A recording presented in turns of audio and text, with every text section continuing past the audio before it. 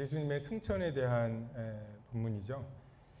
하나님의 구원의 목표가 뭘까? 하나님은 영생과 하나님의 나라라고 하는 어떤 두 개의 축으로 구원을 이루어 가십니다. 영생은 조금 개인적인 구원의 그 영역에 해당하다면, 천국은 좀 하나님의 좀 우주적인 계획, 시간까지 초월한 오순절부터 이방인의 마지막 사람까지에 해당하는 우주적인 계획과 관련이 있어 보입니다. 그리고 기독교의 역사나 이런 것들을 볼 때 이 영생과 하나님의 나라를 강조하는 사람들이 또 갈등을 하는 경우들도 많이 봅니다. 저 대학 다닐 때 거의 마지막으로 데모를 하던 때였는데, 그때 축제를 맞아서 그 광장에서 예수전도단, 예수전도단은 그때, 지금은 어떤지 모르지만 그때는 굉장히 뭔가 이렇게 찬양 사역 있죠. 그것에 굉장히 특화되어 있던 그런 선교 단체였어요.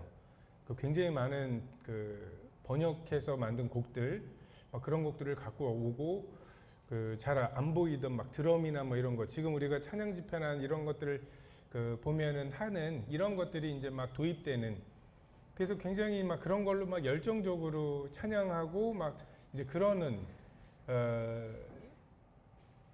동아리였고, 근데 또 스카라고 하는 민중신학 계열, 문익환 목사라든지 이런 사람들 있죠. 내가 던지는 돌들이 모여서 하나님의 천국이 된다, 이런 과격한 곳이 있었습니다.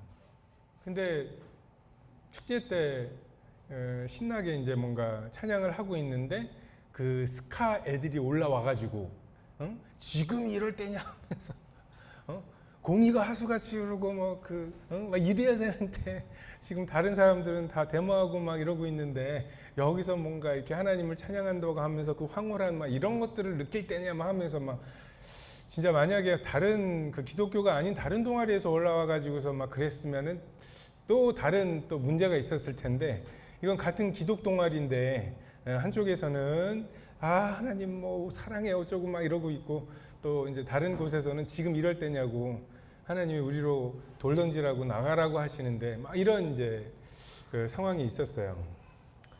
그리고 제가 군대 훈련소에 있을 때 마지막 주인가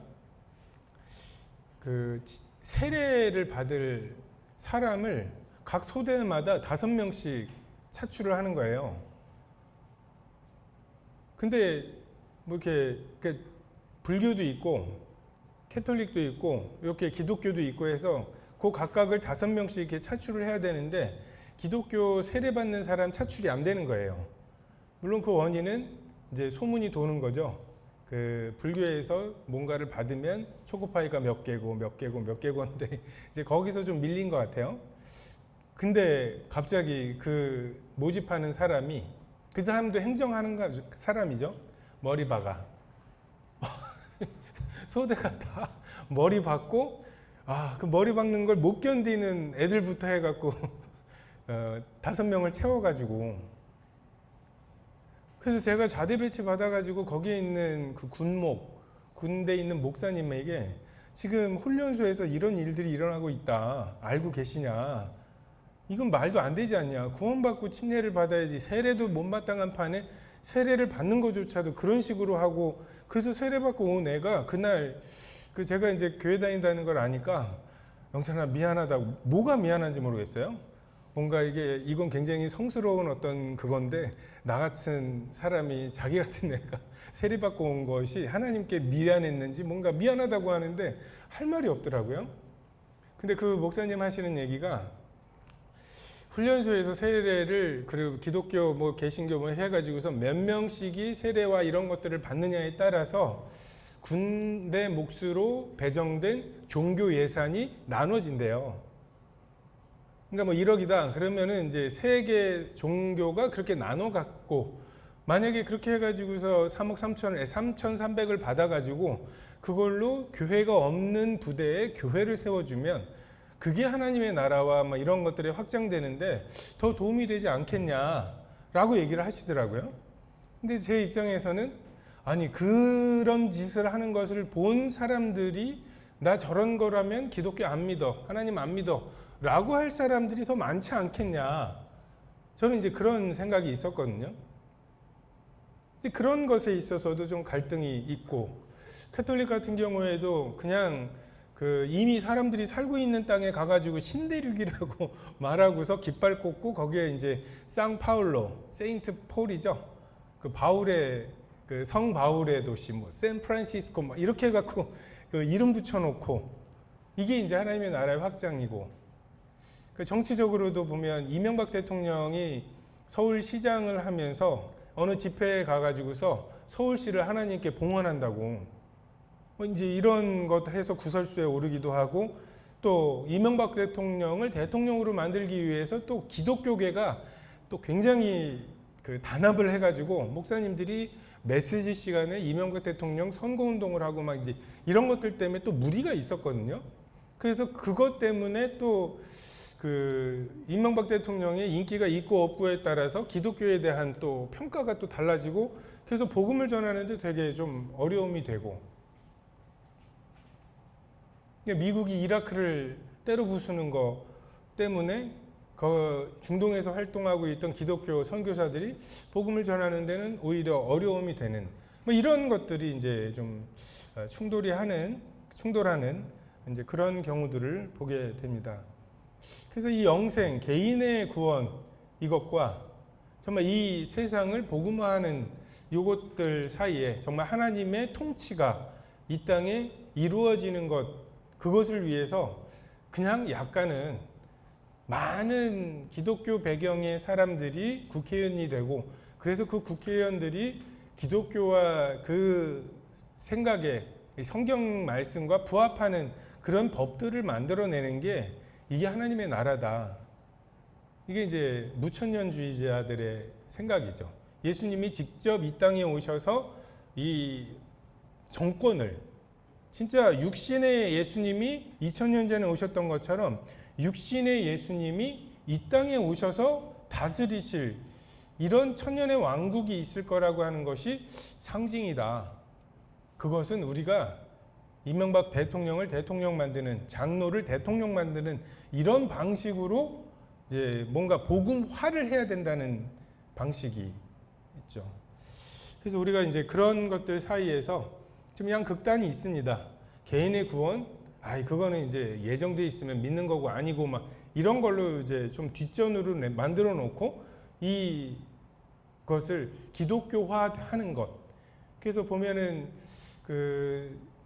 미국에도 보면 트럼프를 지지하는 사람들이 남침례교단이라고 하는 복음주의자들 있죠.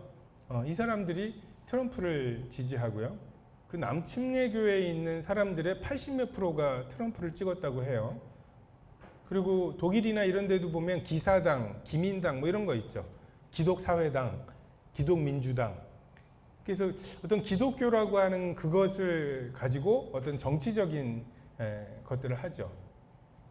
근데 반대로 이제 또 이 영생만을 강조하는, 개인의 것을 강조하는 사람들, 어차피 이 타이타니커는 침몰할 거야. 여기에서 이거는 우리가 할 일이 아니야. 죽은 자들로 죽은 자들을 장사하게 하고 너는 나를 따르라 해가지고서 한 사람이라도 더 구명정에 넣는 거, 그러니까 개인의 구원, 이것이 관건이라고 생각하고, 그래서 이제 정치적인 거라든지 이런 것에 굉장히 무심하고, 근데 하나님께서는 빛과 소금의 역할을 우리에게 말씀하셨죠. 이제 그런 역할들에 대해서조차도 간과해버리는, 너무 염세적으로 사는 거죠. 그런 사람들이 또 빠지게 되는 오류가 데살로니가에 있는 것처럼 일하기 싫어하면서 그냥 일만 만드는 사람들, 주님 언제 오실지 몰라, 지금 그런 공부를 애들한테 시킬 게 아니야, 뭐 이제 이런 식으로 되게 염세적이고 그냥 세상의 일들과 세상에서 하는 직장 생활이라든지 공부라든지 이런 일들과 교회에서 하는 일들의 어떤 차이를, 세속적인 것과 성스러운 일들의 어떤 차이를 만들고, 그러다 보면 이제 고르반 하는 거죠. 나는 그래도 성스러운 일들을 예배를 드렸고 뭐 이런 것들로 자기가 마땅히 준비해야 할 세상에서의 역할들, 이런 것들을 그냥 간과해버리는 이제 또 이런 오류가 있습니다. 모임에서는 영생과 개인적인 신앙, 경건을 중요시하는 쪽에 서 있긴 하지만 하나님의 나라를 영생을 통한 하나님의 나라이죠. 그러니까 내가 너희를 사랑한 것 같이, 하나님과의 사랑의 교제 관계, 이런 것들이 영생이라면 너희도 가서 사랑하라고. 그러니까 우리가 하나님의 통치 아래에서 그 하나님의 받은 사랑을 내 이웃에게, 그리고 내가 속해 있는 그런 그 지역의 그 빛과 소금으로 끼쳐야 할 역할들이 있습니다. 그래서 기독교 중에서도 우리가 지상명령 하면 가서 제자 삼으라 라고 하는 것을 그 가장 높은 명령이라고 부르는데, 또 그런 논쟁도 있어요. 가장 큰 계명이 뭐냐? 예수님이 우리에게 남기신 가장 큰 계명이 뭐냐? 가서 제자 삼으라, 맨 마지막에 한 계명 그 말씀이고, 근데 또 어떤 분들은 새 계명, 너희가 서로 사랑하라. 사랑하면 돼. 그거 그냥 막 이제 이런 두 가지가 둘 다 말씀을 근거로 해가지고 싸우기 때문에 끝이 안 나는. 근데 저는 서로 사랑하라고 하신 계명이 있고, 제자 삼는 것의 핵심이 뭐예요? 내가 너에게 분부한 모든 것을 가르쳐 지키게 하라는 거고, 내가 너에게 분부한 모든 것이 결국은 사랑이고, 결국 사랑하는 게 제자 삼는 거고, 너희가 서로 사랑하면 너희가 내 제자인 줄 알 거라는 거고. 제자 삼아야 돼, 비켜 제자 삼을 거야 하면서 막 싸나워지는 제자 삼는 게 있어요. 우리가 로마 캐톨릭이 정복하러 다니면서 사제들을 같이 데리고 다니면서 그냥 그 정복지에서의 하나님의 어떤 그 인격적인 부분이 아니라 여기 하나님 땅이야 라고 하는 식의 정복, 이게 이제 하나님의 나라의 확장이라고 생각하는 그런 사나움이 있어요. 십자군 전쟁 같은. 근데 저는 그 두 가지 말씀이 모순되지 않는다. 그리고 영생과 하나님의 나라가 모순되지 않는다. 하나님께서 사람을 창조하실 때 그 하나님의 형상대로 창조하신 것은 하나님과의 사귐을 위한 거죠. 영생을 위한 부분이죠. 근데 생육하고 번성하고 땅에 충만하라, 땅을 정복하라. 하나님의 나라죠. 그래서 하나님에게서 영향받은 아담과 하와가 생육하고 번성하면서 하나님의 이 생육한 사람들이 하나님 이런 분이야 라고 하는 것으로 자기에게 맡겨진 곳을 다스리는 것, 이것이 하나님의 나라가 확장되는 모습이고, 그것이 영생을 통한 하나님의 나라라고 좋아할 수 있다고 생각이 됩니다. 우리가 매일 큐티 시간에 그리고 예수님이 이런 분이시지 하면서 떠올리고 예배 시간에 떠올리는 이제 이런 예수님, 정말 친근하고 친구 같고 정말 부드러운 말들을 하시고 이러시는 예수님, 위로하시는 예수님. 근데 그 예수님 어느 날 그렇게 정말 예수님하고 굉장히 깊은 친근한 교제를 나눴는데, 어느 날 예수님이 전쟁을 지휘하시는 이런 모습을 보면 낯설죠. 어디를 폭격하라고 하시고, 그리고 저항하는 사람들에 대해서 끌어내어 죽이라고 말씀하시고, 굉장히 공의롭게 하시는 이런 예수님의 모습을 볼 때 우리가 조금 내가 알던 그분이신가? 라고 하는 생각을 할 때가 있습니다.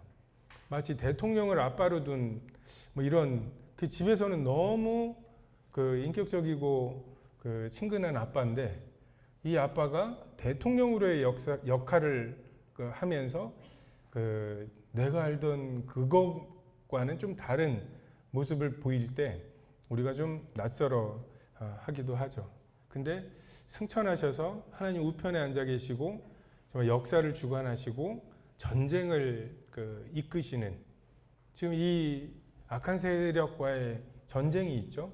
그 가운데에서 몇몇을 끌어내시려고 하고, 여러분 전쟁은 그렇게 법대로 되지 않아요. 낭만적으로 되지 않습니다. 적어도 돌격 앞으로 하다 보면 전투화도 뭐 구멍이 날 수도 있고 찢어질 수도 있고 비껴서 맞은 총알 정도는 굉장히 다행이라는 소리를 듣고, 이게 전쟁이거든요. 근데 그냥 너무 개인적으로 하나님 앞에 경건하고 그 흠없이 살려고 막 이렇게 그렇게 하던 사람들이 한편으로 이 전쟁을 못하는 경우들이 많아요. 이 세상 사람들하고 부딪혔을 때 호들갑 하면서 막 뭐 묻었어 막 하면서 그 돌격 앞으로를 해야 되는 이 사람이 뭔가 이렇게 묻었다고 말하고,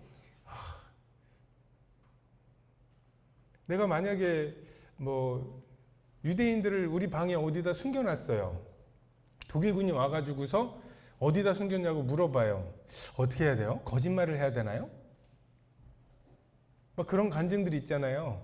중국으로 뭔가 이 성경을 밀수하던 사람이 하나님의 일을 하는데 하나님의 방법으로 해야지 하면서, 만약에 저 세관이 이 안에 뭐 들어가 있냐고 물어보면은 저는 이것에 대해서 거짓말하지 않겠습니다. 저는 성경이 들어있다고 말하겠습니다. 그렇게 기도하고 작정을 하고서 세관에 갔는데, 이 세관이 물어보지도 않고 이렇게 노인분이 이렇게 무거운 걸 하면서 옮겨다 줬다는 간증. 근데 정말 그렇게 된다면 우리가 그것에 대해서 독일군이 물어보면 제가 정직하게 대답하겠습니다. 이제 이게 일반적으로 우리가 적용할 수 있는, 전쟁은 되게 또 사나운 면이 있어요. 우리가 그런 것에 있어서 너무 한쪽 면의 하나님, 한쪽 면의 예수님만을 생각할 때 이 다른 쪽의 이 하나님, 예수님, 이 부분에 대해서 놓칠 수가 있고 당황할 수가 있습니다. 그러니까 비둘기처럼 정말 순결함을 추구해야 되지만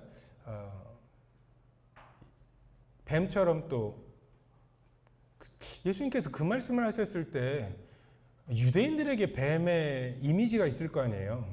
창세기 3장부터 나오는 그 뱀. 근데 그 뱀처럼 지혜로워야 한다고 하시는, 우리가 이 균형이 낯설어 보일 수가 있고, 실제로 그렇게 누군가가 뱀처럼 지혜롭고 비둘기처럼 순결한 균형을 잡고 살아가는 사람을 볼 때 라고 생각할 수가 있어요.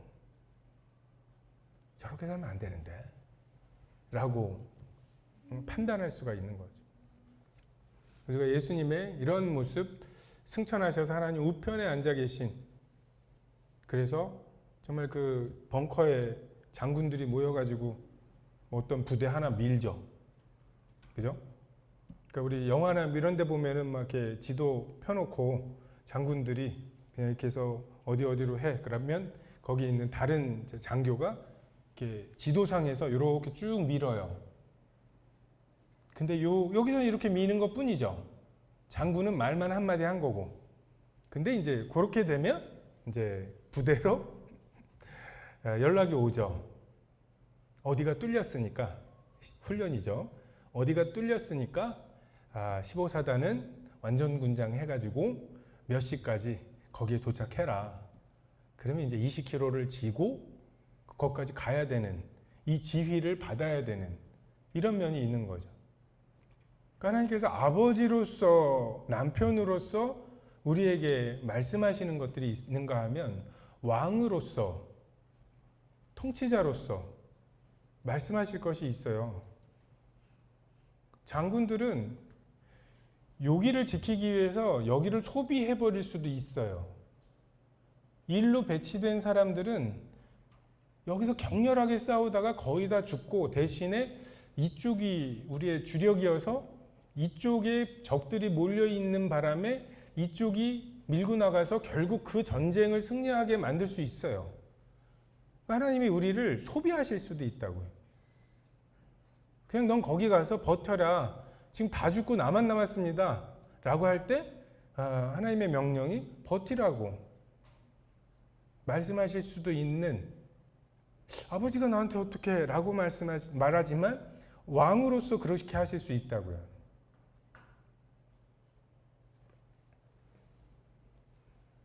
고린도전서 15장 20절에 이제 그리스도께서 죽은 자 가운데서 다시 살아 잠자는 자들의 첫 열매가 되셨도다. 사망이 한 사람으로 말미암았으니 죽은 자의 부활도 한 사람으로 말미암는도다. 아담 안에서 모든 사람이 죽은 것 같이 그리스도 안에서 모든 사람이 삶을 얻으리라. 아담 전에 사람이 없었죠. 그죠? 근데 아담으로부터 사람이 시작되었던 것처럼 예수님 전에 사람이 없었어요. 새 생명의 사람이 없었습니다. 예수님이 첫 열매이세요. 그리고 그 예수님으로부터 영생의 길을 안내받은 사람들, 그리고 예수님이 가셨던 그 처참한 십자가의 길이 영생의 길이라고 믿어진 사람들, 은혜로 그 믿음을 받은 사람들, 이 사람들이 삶을 얻게 되었죠. 그 전에 아담에게서 아담처럼 사는 게 그게 사는 길이라 라고 생각했던 사람들이 다 죽었죠. 근데 예수님을 통해서 예수님처럼 살고 예수님처럼 죽으면 예수님처럼 부활해 라고 하는 것을 하나님께서 말씀하신 거죠. 그리고 우리가 그것에 대해서 정말 다른 이유가 없어요. 그게 믿어진 사람들, 그 예수님의 그 삶과 그 죽음과 그래서 그것을 통해서 하나님께 받은 부활, 이것이 우리에게 주어진 영생의 길이라 그러는 게 어쩌다가 믿어졌어요. 그 사람들이 모든 사람이 삶을 얻으리라, 생명을 얻으리라 라고 하신 말씀대로 생명을 얻게 되었습니다. 23절에 그러나 각각 자기 차례대로 되리니 먼저는 첫 열매인 그리스도요 다음에는 그가 강림하실 때 그리스도께 속한 자요. 자, 그리스도의 부활은 우리에게 보증이죠. 죽은 자는 예수님처럼 부활할 것입니다. 이 초라한 목수로 오신 예수님, 고운 모양도 풍채도 사람이 보기에 흠모할 만한 것이 없는, 딱 메시아답게 생겼네 라고 한 게 아니라 예수님을 메시아로 받아들이는 데에는 예수님의 그런 가르침이나 이런 것보다도 제가 볼 때 그 예수님의 막 그 얼굴들, 이걸 좀 바꿔야 될 것 같아요. 그냥 그 팔레스타인에 있는 사람들의 얼굴의 평균 정도로. 저번에 그런 게 있었거든요. 예수님의 원래 모습 해가지고서 딱 슈렉 닮았어요. 코도 펑퍼짐하고 그냥 이렇게 우리가 예수님의 이 어떤 모습을 보면 그냥 그 얼굴만으로도 감화가 될 만한 얼굴이잖아요. 이제 그게 아니라는 거죠. 이렇게 뭐 섞여 있으면 이 중에 메시아가 있다고 하면서 너 아냐? 라고 지목받을 만한 분이 아니에요. 고운 모양도 풍채도 사람이 보기에 흠모할 만한 것이 없는 마른 땅에서 나온 그 가지와 같이 겨우 있는 것처럼. 근데 덕분에 그 아들에게 입맞출 기회가 있는 거죠. 예수님이 황제로 오셨어도, 로마 황제로 오셨어도 엄청난 겸손이죠. 육신을 입고 이 땅에 오셔서 황제가 먹는 것들이라고 할지라도 하나님 보시기에는 흙에서 나온 것들이잖아요. 흙을 먹는 거잖아요. 근데 예수님이 황제로 오셨다면 우리 같은 사람들은 아들에게 입맞출 수가 없죠. 예수님께서 그런 모양으로 우리 가운데 임마누엘, 하나님이 우리와 함께 하신다. 임마누엘 하셨기 때문에 우리가 지금 아직 그분이 왕으로 오시기 전에 내가 당신의 그 왕으로 오실 것을 믿습니다.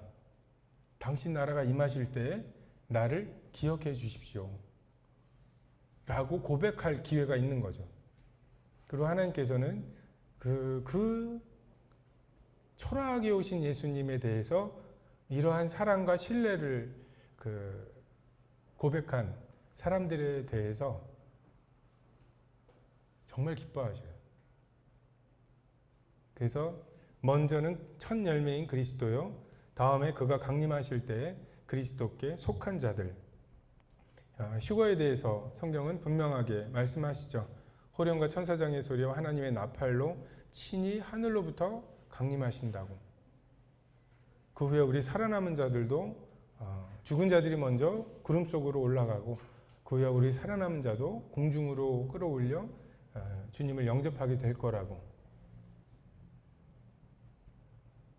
그래서 휴거가 정말 그리스도와 그리스도께 붙은 사람들, 이 사람들이 생명의 부활로 나아가게 될 것입니다. 24절에 그 후에는 마지막이니 그가 모든 통치와 권세와 능력을 멸하시고 나라를 하나님 아버지께 바칠 때라. 교회가 휴거되는 것, 순식간에 홀연히 변화되는 것, 이것이 생명의 부활이라면 이 사람들은 심판의 부활로 나오게 될 것입니다. 그리스도께 속하지 않은 사람들, 정말 물의 침례를 통해서 성령의 침례로 나아가게 된, 물의 침례를 통해서 내가 죽고 성령의 침례를 통해서 그리스도가 살아나신 이 거듭남을 경험한 사람들, 이 사람들이 첫 열매에 붙은 사람들이라면 물의 침례를 거절한, 회개를 거절한, 돌이키기를 거절한, 내 손에 있었던 이 무기를 버리고 하나님께 투항하기를 거절한 사람들, 이 사람들에 대해서 하나님께서는 불의 침례를 말씀하시죠. 아무것도 섞인 것이 없는 그 하나님의 진노의 침례가 이들에게 이를 것입니다. 통치와 권세와 능력은 사탄의 체계입니다. 사탄이 정말 모든 천사들을 다스릴 천사장으로서 사탄은 굉장히 지혜롭겠죠. 그의 조직력이 있을 거고 그에게 충성하는 그 종들이, 이 천사들이 있을 거고, 그 천사들을 통해서 그 만들어 놓은 통치와 권세와 능력의 체계들이 있습니다. 그것을 멸하시고 이 나라를 하나님께 바치시는 때가 있다고 말씀하시죠. 전쟁을 하시는 예수님의 모습입니다. 그러니까 하나님께서 선하시기도 하고 전능하시기도 하면서 왜 악한 세상을 내버려 두냐고 말하는 사람들이 있죠. 그게 하나님이 선하시지 않거나 전능하시지 않다는 증거인 것처럼, 마치 그 예수님 당시에 이게 누구 죄 때문입니까? 라는 걸 물으러 온 사람들, 야, 이거는 대답 못할 걸? 이라고 굉장히 회심의 일격인 것처럼 생각을 하면서 왔을 텐데, 이 질문을 하는 사람들도 그래요. 하나님이 선하시기도 하고 전능하시기도 하다면 어떻게 그렇게 악한 것이 팽배하냐고. 근데 그 전에 한번 저희 학생들 중에도 그런 질문을 하는 애가 있었어요. 근데 너는 자신 있냐고. 하나님께서 지금 너를 살리기 위해서 이 공의로우심을 유예하고 계시는 때라고. 원래 이 권세와 통치와 능력을 멸하시려면 정말 그에게 붙었던 것들도 다 멸하셔야 되는데, 지금 그들 중에 몇몇을 구원하시기 위해서 정말 제가 볼 때 하나님의 진짜 초인적인 능력은 이 악한 세상을 참으시는 것에서 찾을 수 있다고 생각이 돼요. 하나님, 우리가 보기에도 막 욱하게 되는, 정말 나에게 하나님이 가지시는 그 권능이 있다면 내가 어떻게 해버리고 싶은 수많은 뉴스들이 있잖아요. 근데 그것을 나는 그럴 수 없어서 참고 있는 것이지만, 정말 하나님께서 예수 그리스도의 보혈을 근거로 이 세상에 쏟아부으셔야 되는 주님의 공의를 지금 참아 계시는 것이, 그것이 하나님의 정말 오래 참음이신, 정말 하루가 천년 같은 그런 참음을 하나님이 참고 계신 것일 수 있다 라는 생각이 듭니다. 25절에 그가 모든 원수를 그 발 아래 둘 때까지 반드시 왕노릇 하시리라. 예수님께서 이 세상의 모든 것을 예수님 발 아래 일단 두시고, 그래서 완전히 능력과 권세와 통치를 완전히 멸하시기까지 예수님께서 왕노릇 하십니다. 당분간. 그래서 예수님께서는 대속을 위해서 자기를 비워서 이 땅에 오셨죠. 그리고 그렇게 사셨고 보라 세상 죄를 지고 가는 하나님의 어린 양으로 사시다가 그렇게 죽으시고 그리고 하나님께서 너무너무 흡족하게 그 죄를 위한 대속의 제물을 받으셨다는 증거로 대제사장이신 예수 그리스도를 그 지성소로부터 다시 나오는 부활을 통해서 증거하셨죠. 근데 처음 오셨을 때 예수님은 은혜의 해를 선포하러 오신 예수님이시죠. 참 부드럽게 말씀하셔요. 나도 너를 정죄하지 않는다고 말씀하시고 누구 죄 때문에 이런 것이 아니라고 위로하시고 나는 죄인을 불러 회개시키러 왔다고 내가 오늘 나와 함께 낙원에 있으리라. 이런 말들로 주님께 나온 사람들을 위로하시는 예수님이셨는데 계시록 19장에 다시 오실 예수님 이제 나귀를 타고 오시지 않죠. 백마를 타고 오시죠. 성도들과 함께 오시죠. 그 입에서 나오는 날카로운 검으로 하나님 대적하는 사람들을 정말 쓸어버리시죠. 정말 그때 예수님의 입에서 나오는 날카로운 칼 때문에 그 죽은 사람들의 피가 말의 굴레까지 이른다고.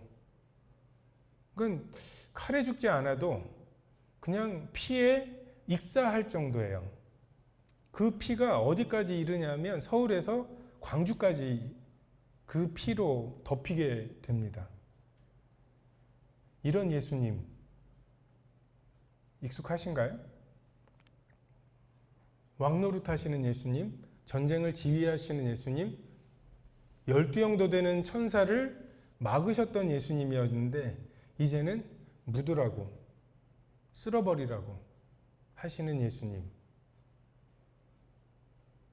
우리가 예수님 맞을 준비가 이 두 가지가 다 맞아야 되죠. 저는 우리가 자칫하면 예수님에 대해서 너무 친근하게 대하는 나머지 이 말씀에 대한 경외함을 잊어버리는 경우들이 그 말씀의 무게가 너무 가벼워요. 하나님이 말씀, 아버지가 하시는 말씀, 사랑하는 아버지가 하는 말씀, 봐주시는 하나님, 예수님 이런 개념으로. 근데 전에도 말씀드렸던 적이 있는 것 같은데 노르망디 상륙작전에 관련된 영화가 있었는데 배들이 진짜 사상 최대 작전이라고 할 만큼 어마어마한 작전이었잖아요. 군인들을 태운 배들이 쫙 도열해 있어요. 공해상에. 그리고 이제 출발을 합니다. 얼마나 들떴겠어요. 20몇 살짜리들이 전쟁에 대한 어떤 공명심 이런 것들 때문에 와가지고 되게 거기에 걸터 앉아가지고서 막 손은 들고 막 이래요. 그걸 이제 베테랑 좀 참전했던 좀 고참이 한심하게 봅니다. 근데 그러거나 말거나 하면서 막 그러다가 한 명이 떨어져요. 실수로 바다에. 근데 뒤에 따라오는 배들도 많고 그러니까 야 다음 배 타고 와 막 이런 식으로 농담을 해요. 근데 딱 그 침묵하고 있던 고참이 하는 말, 쟤를 태우기 위해서 뒤에 오는 배가 멈추겠냐고. 그러니까 분위기가 싸해져요. 우리가 그런 이제 균형, 여호수아가 길갈로 와서 다시 회복을 하고 또 가잖아요. 가가지고서 다 죽여요. 진멸하잖아요. 그게 전쟁이에요. 그게 하나님께서 원하시는 거고 내 삶에 있는 죄에 대해서 죄 짓고 조금 있다가 또 돌이키고 그럼 또 봐주시고. 근데 왕의 명령은 진멸하라고. 그 아기까지 다 진멸하라고. 이게 왕의 명령이고 왕으로서 하나님이 하시는 말씀인데 우리가 이제 그런 왕으로서 하시는 말씀의 무게를 이 성경 말씀을 통해서 우리가 그 받지 못할 때 우리의 신앙이 한쪽으로 좀 치우친, 그냥 좋은 게 좋은 거죠 라는, 다스리거나 내가 싫어하는 것도 해야 하는 그런 측면들을 간과할 수가 있습니다. 청년의 때 이런 것들에 대해서 좀 충분히 배울 필요가 있어요. 천국과 낙원은 좀 다를 수 있어요. 제가 전에 어떤 그 미군 부대 근무하시는 분하고 같이 이제 미군 부대에 뭐 살 게 있어가지고 들어갔어요. 그랬는데 거기에서 뭐 그 경찰이 와서 잡아요. 근데 이제 미군 부대 안에 근무하는 카투사 한국 사람이에요. 근데 왜 잡았냐고 했더니 그 스쿨버스가 이렇게 서 있으면 이렇게 가로질러 가면 안 된대요. 어디에서는? 미국에서는. 근데 우리나라에서는 괜찮잖아요.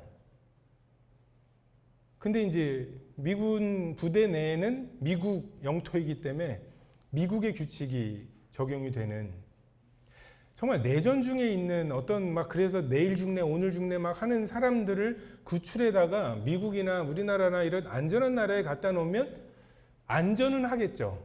그리고 먹을 걱정이나 이런 죽을 걱정을 안 해도 되니까 편안할 수는 있죠. 근데 그런 식으로 내가 살던 그곳과 이곳의 통치가 다르고 규칙이 다른데 그 규칙에 대해서 익숙해지지 않으면 안전하고 먹을 게 풍부한 그런 나라일지는 몰라도, 그러니까 그 통치에 익숙하지 않은 것이 되게 불편할 수가 있죠. 우리도 그 하나님에 대해서 하나님과의 그 뭐 어떤 애틋하고 막 이런 사랑의 교제, 예배 막 이런 것이 전부가 아니라 하나님께서 우리를 보내셔서 정복하라고, 너는 거기 깃발 꽂고 버티라고. 계시록에 굉장히 많이 나오는 stand firm이에요. 굳세게 버티라고. 난 널 거기 뒀고, 그래서 거기서 네가 순교를 하더라도 그게 날 뜻이고.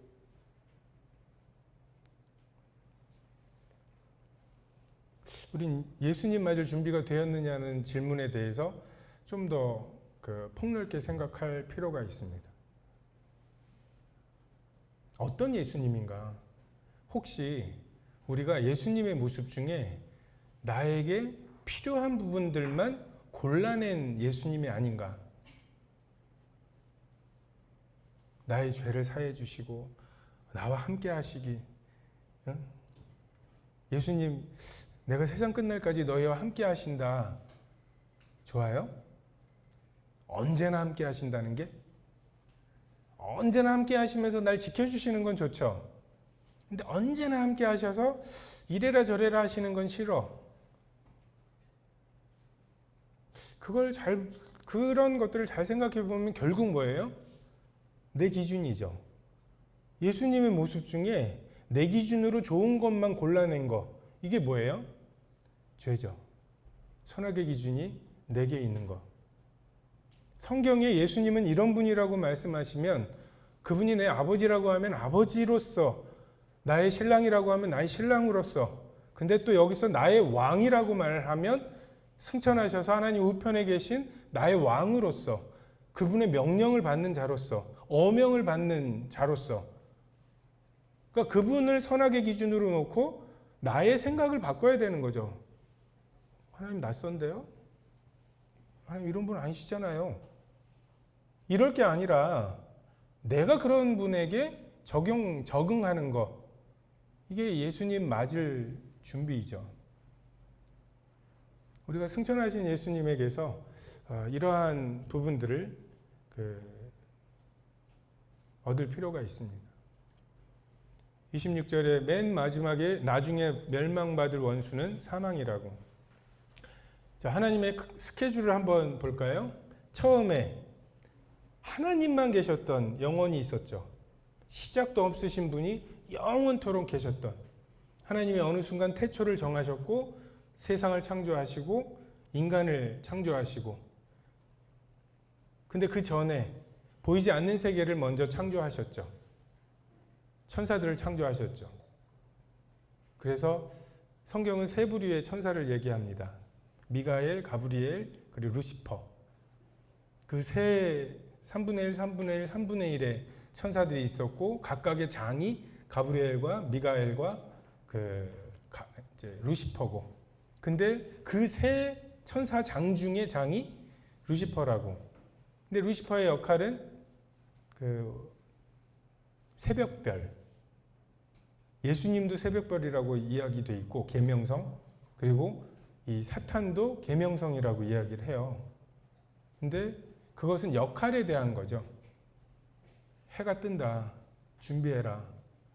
그러니까 왕이 행차할 때 물러거라 하는 이 사람이 오면 뒤에 누군가가 온다는 것.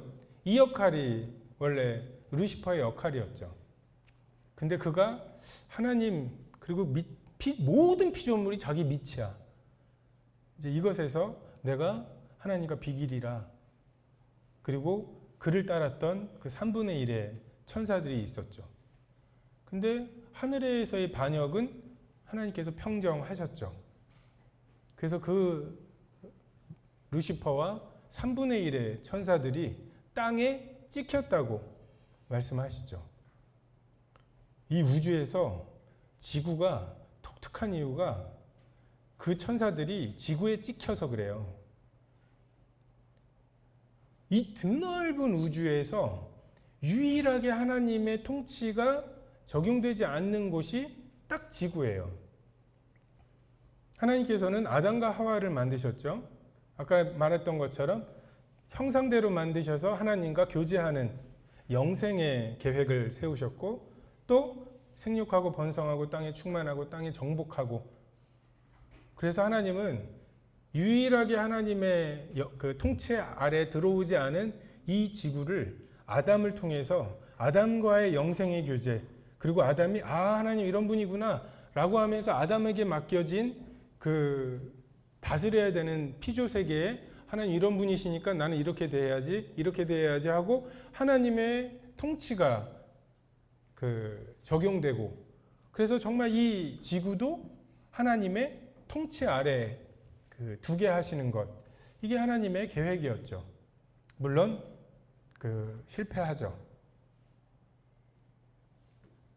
낙원에서 쫓겨나는 것으로 실패합니다. 그리고 이 무죄의 시대가 그렇게 끝나고 그 다음에는 양심 시대예요. 아무 통치자가 없어요. 사람의 양심껏 살아봐라. 근데 양심 시대는 노아의 홍수로 끝이 납니다. 1600년 동안 엄청난 사람들이 태어났을 텐데 그 중에 8명 외에는 방주로 들어가는 사람이 없었다. 이것이 양심을 통해서 구원받을 수 있다고 말하는 사람들에 대한 하나님의 이제 답지예요. 해봤다. 양심껏 살아서 그것으로 하나님을 찾을 수 있다고? 안 된다고. 그리고 노아의 홍수에서 나온 사람들, 이 사람들이 지금 이라크, 이란, 메소포타미아라고 하죠. 두 강 사이라는 뜻이래요. 그 두 강이 큰 강이 흐르고 거기에서 쌓아둔 그런 이제 흙들이 있어갖고 굉장히 비옥한. 그래서 바벨론, 아시리아가 다 그 동네에서 시작이 됐죠. 그러면서 인간 통치 시대가 시작이 되고 인간 통치 시대의 끝은 바벨탑이었죠. 하나님은 생육하고 번성하여 땅에 충만하라고 말씀하시는데 우리가 흩어짐을 면하자. 그리고 죄 때문에 방주에 들어가야 하는 그 하나님의 구원의 방법이 있는데 우리가 다시 홍수가 오더라도 방주에 타지 않고도 살아날 수 있는 방법, 인간의 방법, 바벨탑을 쌓자고. 그래서 지금 세상이 하나가 되고 있잖아요. 언어가 하나가 되고 있고 인터넷으로 하나가 되고 있고 이것이 하나님에게 좋게 쓰이지는 않을 거예요. 이 하나됨이. 경제적으로도 모든 나라가 모든 나라와 연합되어 있는 것, 이것은 어느 한 나라에서 전쟁이 나면 모든 나라가 동참할 수밖에 없는 그런 구조로 가고 있는 7년의 환란을 준비하는 시간들이죠. 그리고 족장의 시대가 있습니다. 이 족장 시대, 아브라함과 이삭과 야곱의 시대, 그때 하나님은 그냥 약속하셔요. 원래 약속을 하면 소나 양을 반으로 쪼개놓고 그 사이를 약속한 사람들이 오고 가야죠. 그래서 이 약속을 어기면 이렇게 된다. 이 짐승처럼 된다. 근데 하나님이 아브라함에게 쪼개놓으라고 말씀하시고 하나님만 그 사이를 지나가시죠. 아브라함은 그 사이를 지나가지 않습니다. 그래서 자기 아내를 2번이나 누이라고 말하고 하가를 취하고, 참 믿음의 조상으로 자격이 없음에도 그냥 하나님이 그렇게 하기로 작정하신, 여자의 후손을 주시겠다고 하신 약속 때문에 그냥 그렇게 하기로, 그 방법밖에 없어요. 인간에게서 뭔가 자격을 갖춰서 그거를 하게 만들 수는 없는, 그래서 하나님이 그 족장의 시대에 아브라함과 이삭과 야곱의 하나님으로 자기를 드러내시죠. 그리고 이 족장의 시대는 애굽으로 들어가는 것으로 끝납니다. 그리고 율법 시대, 모세를 통해서 율법을 주시고 그것으로 하나님께 나아올 수 있는 그 방법들이 있는 것처럼, 율법의 시대가 우리에게 있어서 가장 매력적인 유혹인 것 같아요. 하나님을 인격적으로 섬기지 않고 그냥 그런 일주일에 한 번 쉬는 거 뭐 이런 거 있잖아요. 그 죄 지으면은 번제 드리는 거, 이런 식으로 하나님을 섬기고자 하는 유혹이 굉장히 커요. 큐티 5번 이상 하면 조금 우쭐대면서 예배 드리러 오고, 그렇게 뭔가 계량화하고 싶은, 근데 가장 매력적이기도 하고 우리에게 있어서도 지금까지도 그 율법 시대에 대한 어떤 유혹이 있다면, 율법 시대에 대한 그 하나님의 심판, 평가는 예수 그리스도의 죽음이었죠. 가장 율법을 철저히 지킨다는 때였어요. 왜냐하면 율법 안 지키다가 바벨론에 포로로 갔었죠.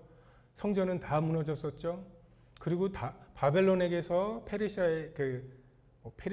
페르시아에게서 또 헬라에게, 헬라에서 로마에게 무슨 전리품처럼 계속 전달이나 되고, 그리고 간우 중에 잡힌 여인은 율법대로 하면 죽여야 되는데 그 죽이는 거를 로마인들에게 허락받아야 되고, 로마 구인인들에게 몸 파는 사람들이 이 거룩한 땅에 있고, 이게 너무 분개한 사람들, 안식일에는 어떤 게 일하는 건지, 안식일에 가기에 적당한 거리를 재고 밀을 비벼서 먹는 것을 추수한 거라고 하면서 뭐라고 하고, 예수님을 죽이려고 했던 것도 38년이나 누워있던 사람, 하루 더 누워 있었어야 되지 않냐고, 이게 예수님을 죽인 이유였잖아요.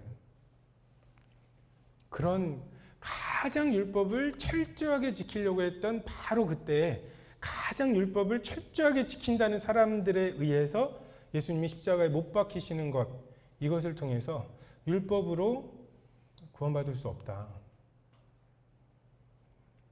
지금은 어떤 분은 은혜의 시대라고 부르기도 하고, 어떤 분은 율법의 시대가 진행되면서 하나님의 비밀이신 예수 그리스도를 발견한 사람들에게 은혜의 시대라고 이야기를 합니다. 여전히 율법이 죄를 깨닫게 하고 더하게 하는 역할을 하고, 그 와중에 하나님의 은혜를 깨달은 사람들이 은혜를 누리는, 비밀을 누리는, 왕으로 올 사람을, 왕될 사람을, 지금 누군가 왕될 사람을 내가 10년 전에 뭐 예를 들어서 노량진 고시원에 고시 공부하는데 얘가 왕될 사람이야. 대통령 될 사람이에요. 근데 그걸 내가 알아. 내가 어떻게 하겠어요? 또 그 사람은 정말 붙을지 떨어질지 모르겠는 자기 자신에게 이렇게 잘해주는 사람에 대해서 충성이라고 보겠죠. 그죠? 이득이 돼서 나한테 오는 수많은 사람들과 다른 거잖아요. 이 은혜의 시대가 우리에게 있습니다. 그리고 이 은혜의 시대에 대한 그 하나님의 심판은 7년 환란입니다. 7년 환란 직전에 하나님께서 그 휴거 모든 믿는 자들을 이끌어 가시죠. 대사를 소환하시는 거예요. 그러니까 그리스도의 몸으로서 우리가 그리스도라면 하셨을 일들을 해봤잖아요. 근데 사람들은 신은 지구를 떠나라고 그 마음에 하나님 두기를 싫어하죠. 근데 하나님은 그것에도 불구하고 지금 꿋꿋이 이 세상 가운데에서 성도들을 통해서 그리스도의 몸인 성도들을 통해서 이 세상에 하나님의 어떠하심을 드러내시고 있는 거예요. 근데 마음에 하나님 두기를 싫어하는 사람들의 소원, 그 소원을 들어주시는 때가 7년의 환란 때이죠. 더 이상 이 세상에 대해서 관여하거나 개입하지 않으세요. 다시 성령이 수면 위에 운행하시는. 그래서 막 지금 구원 못 받으면 그냥 그 7년 환란 때 목배임을 받아야 되니까 그 목배임 받아서 죽지라고 생각하는데 지금 못 믿는 사람들에 대해서 다시 기회를 주시는 때는 아니에요. 7년의 환란은 그 다니엘에게 약속하셨던 77년씩 70번 490년의 약속이 있어요. 근데 그 중에 지금 7년이 남았거든요. 예루살렘에서 그 예수님이 죽으시는 그때를 기준으로 이제 그 71회에 대한 시계가 멈췄고 마지막 때에 7년, 그때는 14만 4천으로 대표되는 이스라엘 백성들을 위해서 하나님이 아껴두신 때예요. 그들을 구원하시는 것이 하나님의 7년 대환란의 목적이고, 그래서 7년 환란을 통해서 그래, 니네 소원대로 내가 전혀 개입하지 않는 세상, 니네가 꿈꾸는 세상, 그 존 레논이 불렀던 그 노래 있잖아요. Imagine. 거기 보면 정말 정부도 없고 하늘나라도 없고 지옥도 없고 위하여 죽을 진리도 없는 세상을 상상해 보세요. 그게 그렇게 히트를 치고 사람들에게 많이 그 불리우는 이유가 공감을 하는 거죠. 정말 하늘나라도 없고 지옥도 없고 죽어서 갈 심판도 없고 정말 그 위하여 죽을 진리도 없는 세상, 정말 상대적인 세상, 그냥 인본주의적인 세상, 정말 그들의 소원대로 완벽하게 그렇게 되는 게 7년의 환란이고, 그 7년의 환란의 끝에 정말 하루에 3분의 1, 4분의 1의 인류가 죽고 물의 근원이 죽고 이제 상하고 선박의 몇 분의 1이 하루에 죽는 뒤집히는 이런 일들이 있을 거예요. 저는 그제서야 하나님이 계시다면 왜 이런 테러가 일어나냐고 물었던 사람들이 하나님이 계셔서 그 정도였구나라는 걸 알게 될 거예요. 하나님이 막지 않으시는 세상, 하나님이 그런 악한 자들의 꾀가 성립되지 못하도록 막으시는 그런 손길이 없는 곳에서는 그냥 핵폭탄 그걸 누르는 것을 막을 사람이 없는 거예요.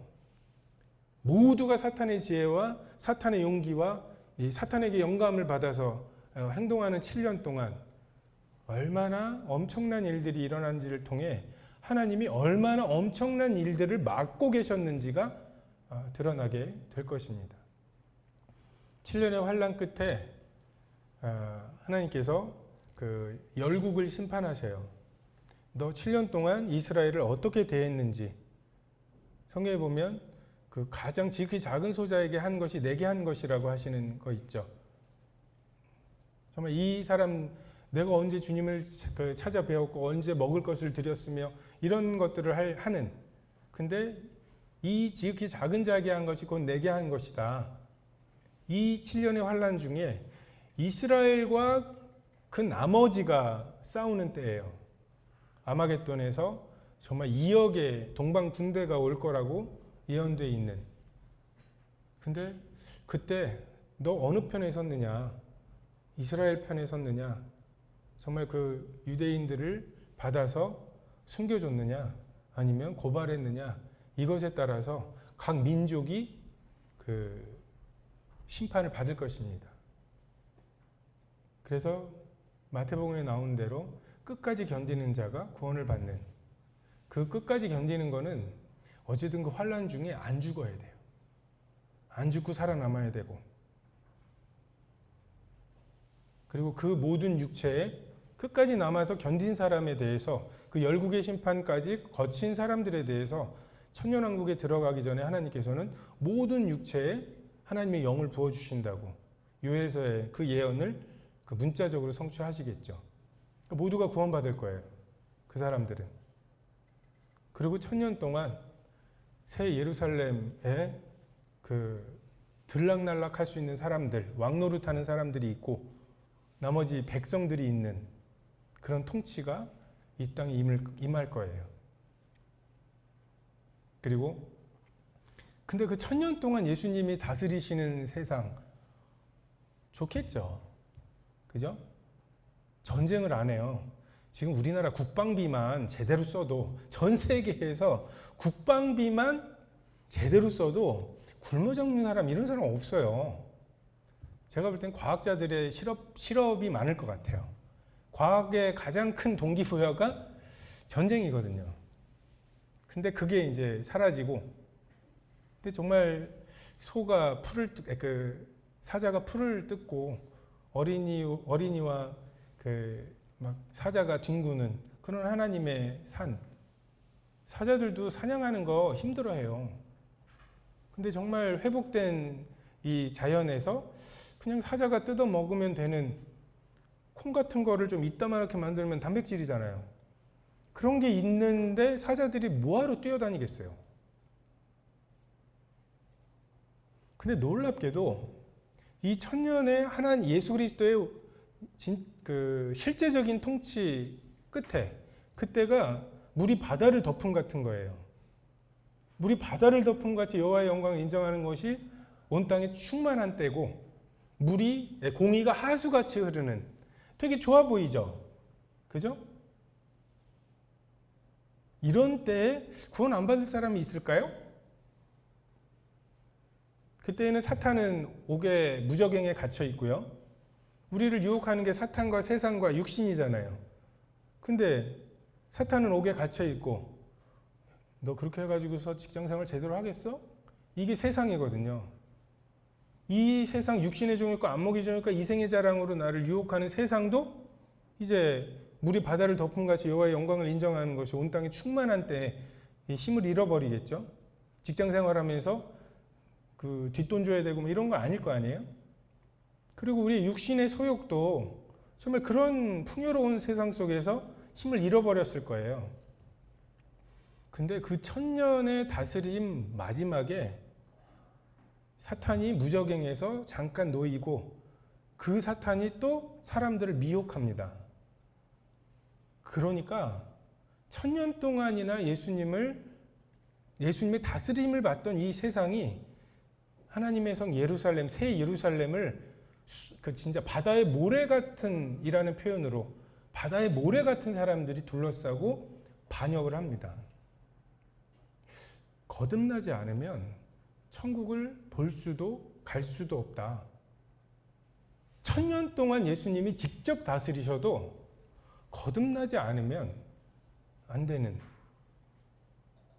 하나님께서 그 반역하는 무리들과 사탄을 이렇게 불로 사르시고, 정말 이제는 크고 힘보자의 심판대 앞에서 나 예수님의 변호가 필요 없다고 말했던 사람들, 그 사람들에 대해서는 예수님의 변호가 없는, 예수님의 보혈의 감싸심이 없는, 그냥 나 행위대로 나를 심판해 달라고, 그들의 소원대로, 책들에 기록된 대로 각각 그 행위대로 심판을 받게 되고, 그리고 하나님께서는 그 사망과 음부도 불못에 던져진다고.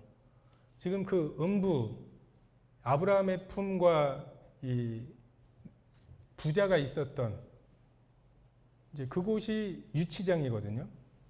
하나님께서 그 유치장에 있던 그 사람들을 그 유치장 통째로 불못에 던져 넣으시겠죠. 불못에서는 어떻게 살까? 하나님을 계신 그대로 볼 수 있는 완전한 부활의 몸이죠. 모든 감각이 살아있고, 왜? 하나님의 어떠하심을 온전히 즐길 수 있도록 고안되어 있기 때문에. 근데 아무런 은혜가 없어요. 생명과 호흡과 만물을 주시는데 생명도 없고 호흡도 없어요. 빛도 없어요. 완전히 깜깜한 곳에서 지금 하나님은 그 의인과 악인에게 고루 비를 주시죠. 하나님 안 믿는다고 해가지고서 나 같은 걸 뭐하러 살아 막 하면서 그렇게 살지 않아요. 굉장히 생기 있게 살고 내가 그래도 이거 한 알 더 맞아가지고 등급이 하나 오르고 막 이런 것이, 그리고 뭐 보너스를 타고 막 굉장히 긍정적인 생각들을 하면서 살아요. 왜? 그 모든 긍정적인 것들, 모든 사랑하는 것들, 이런 것들은 근원이신 하나님으로부터 나오는 거예요. 그분이 믿거나 믿지 않거나 모두에게 주시는 은혜예요. 그게 조금도 없어요. 정말 우울함의 끝일 거고, 허무함의 끝일 거고, 하나님에 대한 반역의 끝일 거예요. 정말 그 불모 때문에 부활의 몸 자체가 고통을 받을 텐데, 그 고통이 나를 조금도 회개로 이끌지 못하는. 왜요? 그것은 회개의 영을 주셔야 되는 거거든요. 성령께서 죄에 대해서, 의에 대해서, 심판에 대해서 책망하셔야 우리가 깨닫는 거지, 고통으로 깨닫는 게 아니에요. 한 1억 년 정도 불못에 있다가 그 사람들 불러내서 다시 너 예수님 믿을래? 라고 할 때 한 명도 예수님 믿을 사람이 없어요. 그것이 마지막이고, 반대로 예수 그리스도를 영접한 사람들에 대해서는 그 휴거 때 호련히 변화된 몸을 가지고 그리스도의 심판대 앞에서 서게 되죠. 거기에서 육신대로 산 것은 반드시 죽을 거라고 하신 대로 우리의 삶에서 육신대로 산 것들, 이게 다 불타버리고 성령께서 심으신 영생, 하나님의 은사가 영생이잖아요. 하나님의 선물인 영생, 그것이 남을 거고, 그 몸들이 오늘 암송에 있었던 것처럼 아버지께서 내 안에, 내가 아버지 안에 있는 것 같이 그들도 다 하나가 되어 그들도 다 하나가 되게 될 거고, 머리 대신 그리스도께 연합될 거고, 그 연합된 그리스도와 우리가 그 세 분 하나님의 하나 되심 안으로 들어가게 될 거고. 착각하면 안 되는 게 이게 영적인 일이 아니에요. 우린 부활의 몸을 입고 그것들을 누리게 될 거고, 그 새 예루살렘, 성경에 나와 있는 그 치수대로 하면 미국의 그 폭 있죠. 저 워싱턴에서부터 LA까지 이 폭을 하나로 하는 정육면체입니다. 이제 비유로 말씀하실 수밖에 없어요. 진짜 진주일까 그 문이, 뭐 이런 생각은 좀 듭니다. 근데 어쨌든 이 역사를 지금 운행하시는 주체가 예수님이세요. 승천하셔서 하나님 우편에 계시고 이것을 운행하시는 왕 노릇하신 왕이신 예수님, 우리가 왕이신 예수님하고도 그 예수님을 맞아들일 준비가 되어 있는지 살펴볼 필요가 있습니다. 기도하겠습니다.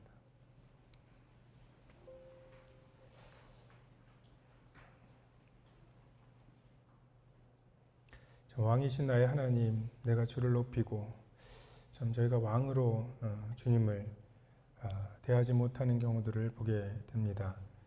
참 주님 앞에 엎드리지 못하고 주님의 말씀을 왕의 명령으로 받지 못하여 참 저희 마음속에 능력이 없는 경우들을 많이 보게 됩니다. 참 승천하신, 그래서 참 이 전쟁의 사령관이신 주의 모습을 저희로 밝히 보게 해 주시기를 원합니다. 감사를 드리며 이 모두를 우리 예수 그리스도의 이름으로 기도했습니다. 아멘.